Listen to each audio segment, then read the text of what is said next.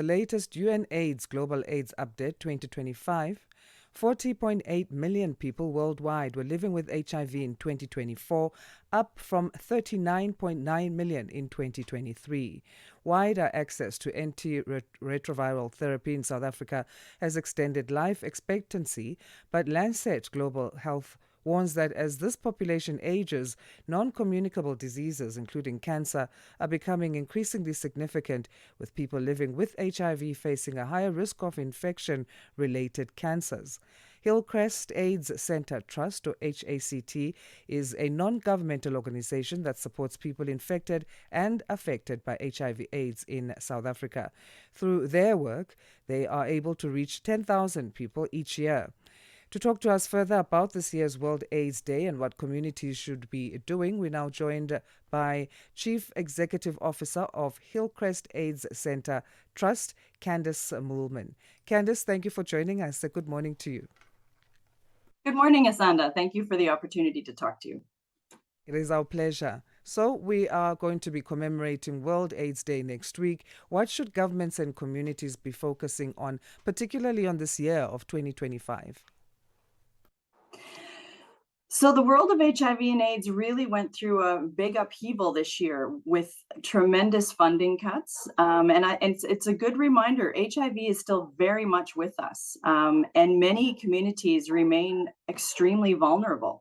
So focusing on sustaining programs, community-based programs, focusing on youth and populations with higher vulnerabilities, and keeping community-based programs funded and functional are incredibly important if we're going to keep the gains and not backtrack on progress we have made over the past few decades of HIV response.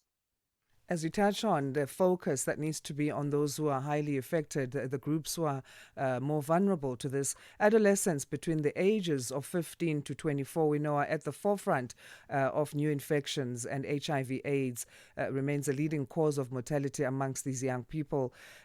Also, adults aged or young people aged between 14 and then adults to the age of 44.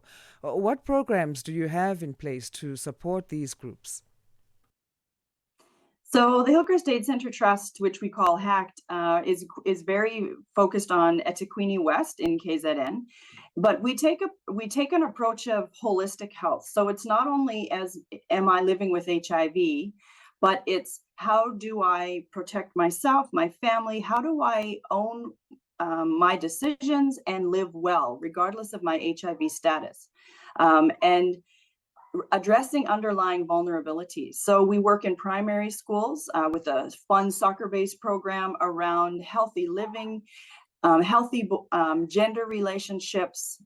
Through high school, we have a leadership program where young people are really taught to be advocates for healthy living, but leadership, looking what that future looks like for them. We work with local crafters, and we have a big network of go-go's.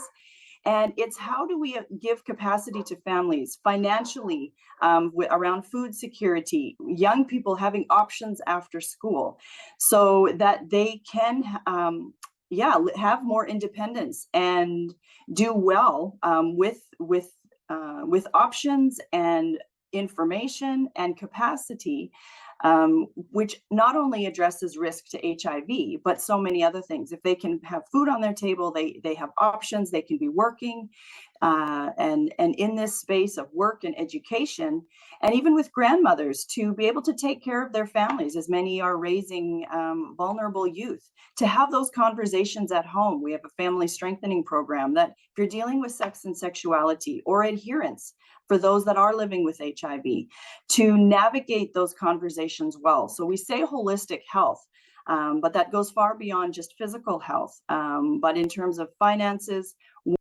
food security, emotional wellness, mental health, that all feeds into the underlying risk and vulnerability of HIV and ongoing other issues.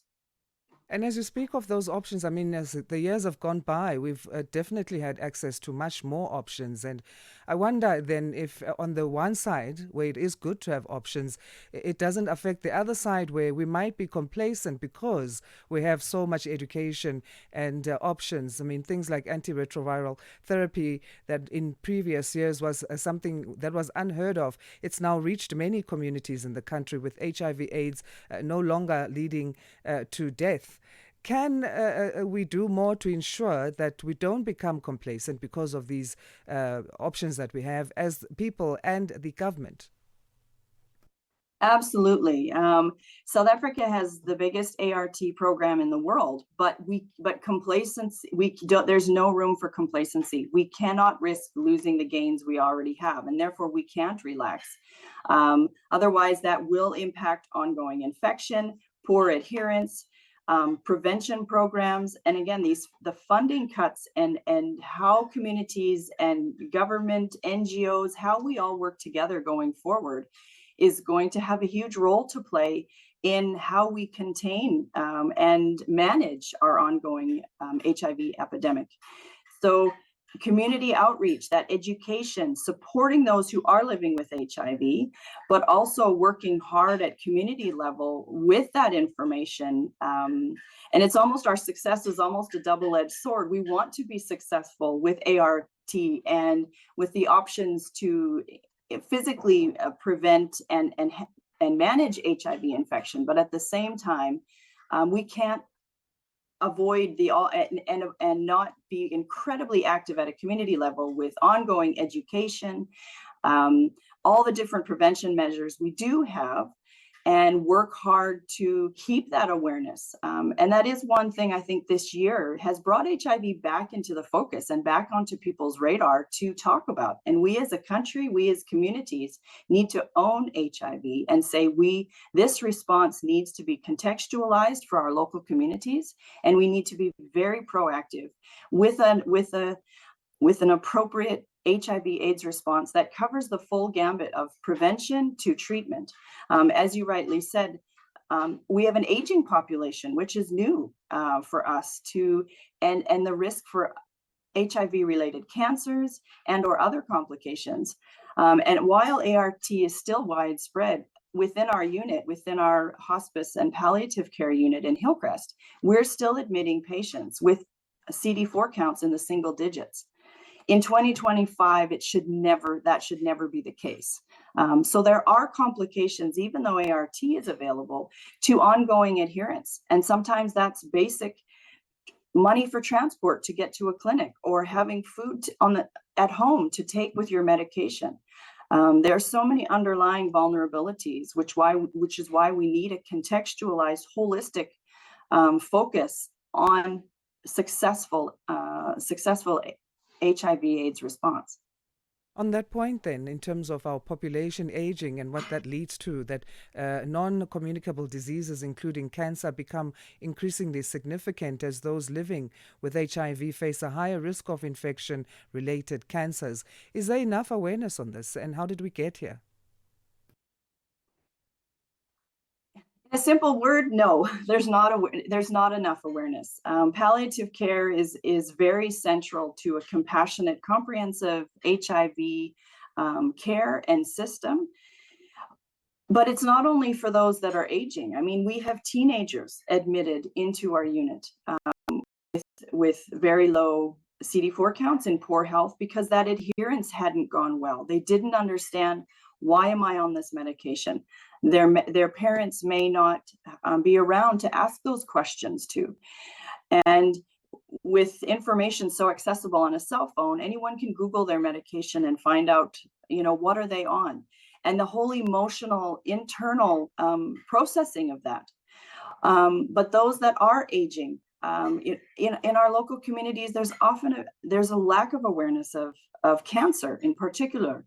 And, how can we as nonprofits, but in the government sector, really improve on screening, on having cancers staged, on having enough oncology care within the public health system. So people can get service and access quicker.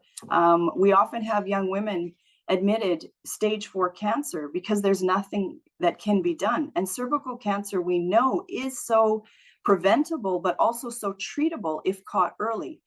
And so the HIV-related cancers, if they can be picked up earlier and quicker and treated in a more timely response, our response rates would look different and our death rates would look different.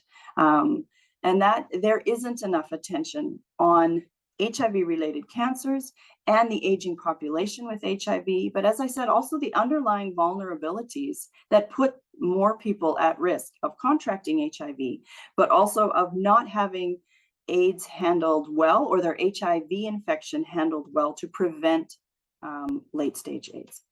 And then the additional burden of funding cuts in terms of palliative care centers as well, being able to manage. Absolutely. We've since, particularly over the last few years, it's been shocking to know how many palliative care units within South Africa have either downsized or closed. And so, meaning families that don't have access to medical aids, their options are even more limited, and there just aren't enough facilities available for families and it's walking that person through a journey. It's walking their family through a journey. It's a multidisciplinary team that comes alongside for physical, emotional, spiritual support.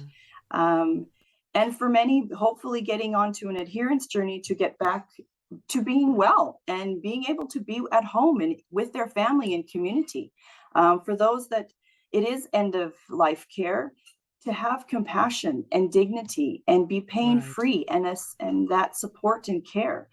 But again, for many families, that's not an option. And those funding cuts for palliative care just weakens the whole response. And it's essential care that we need to safeguard and protect for our communities.